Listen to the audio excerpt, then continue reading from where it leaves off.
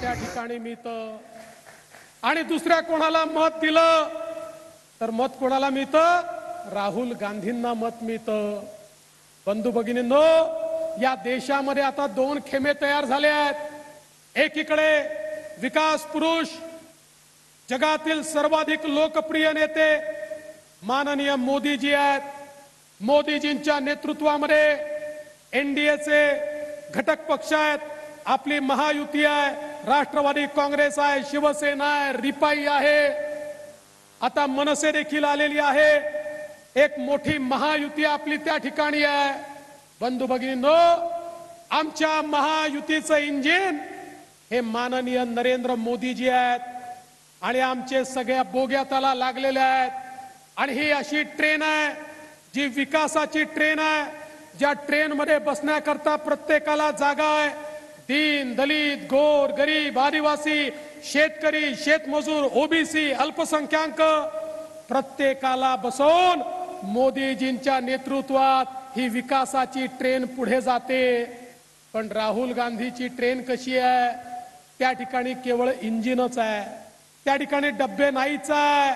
आता मला सांगा, इंजिन मध्ये कोणाला बसण्याची संधी असते का? इंजिन मध्ये केवळ ड्रायव्हर बसतो। बरं, तिथे इंजिन एक नाही। राहुल गांधी म्हणतात मी इंजिन आहे, शरद पवार म्हणतात मी इंजिन आहे, उद्धव ठाकरे म्हणतात मी इंजिन आहे, ममता बॅनर्जी म्हणते मी इंजिन आहे, लालू प्रसाद यादव म्हणतात मी इंजिन आहे। बरं, यांचे सगळे इंजिन विरुद्ध विरुद्ध दिशेला चाललेले आहेत। कोणी इंजिन दिल्लीकडे ओढतं तर कोणी बारामतीकडे ओढतं, कोणी मुंबईकडे ओढतं तर कोणी कलकत्त्याकडे ओढतं।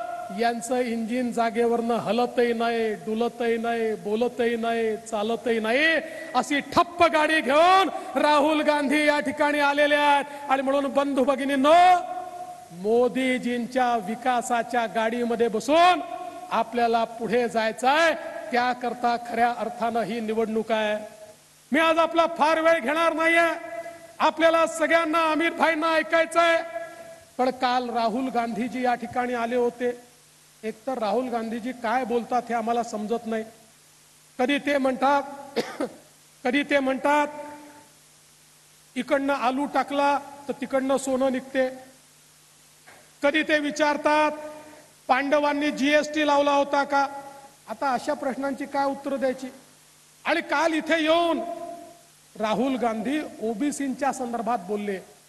मी राहुल गांधींना आव्हान देतो, अरे तुम्ही इतके 60 वर्ष या ठिकाणी राज्य केलं, तुमच्या 60 वर्षांमध्ये तुम्ही ओबीसींकरता काय केलं हे सांगा। आणि 10 वर्षांमध्ये मोदीजींनी या ठिकाणी ओबीसींकरता काय केलं आम्ही सांगतो। होऊन जाऊ द्या या ठिकाणी शर्यत।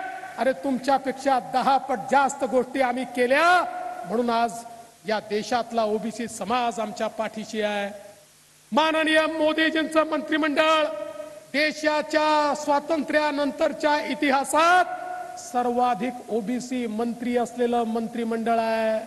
या महाराष्ट्रामध्ये इतके वर्ष तुमचं राज्य होतं, तुम्ही ओबीसी मंत्रालय बनवलं नाही। ज्यावेळेस आमचं राज्य आलं, मी मुख्यमंत्री झालो, त्यावेळेस ओबीसी मंत्रालय बनवलं। या महाराष्ट्रामध्ये आजपर्यंत ओबीसी हिताचे 30 निर्णय झाले।